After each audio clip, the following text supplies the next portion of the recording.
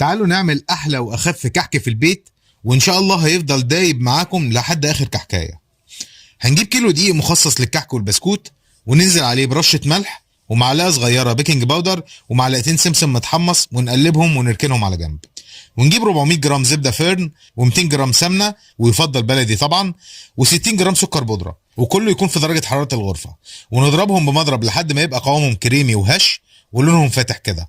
هنضيف عليهم بقى معلقه كبيره من اسانس الحليب، وده يخلي ريحه الكحك في حته تانية. بعد كده نحط عليهم الدقيق، ومش هنعجنه لان الكحك ما بيتعجنش، احنا هنبسه بايدينا كده. نفرك الدقيق مع الزبده والسمنه لحد ما يبقى عجينه طريه بالطريقه اللي انتوا شايفينها قدامكم دي. هننزل عليها بنص كوبايه ميه بس، مش اكتر من كده، وناخد بالنا ما نعجنش عشان ما يطلعش عرق وينشف مني.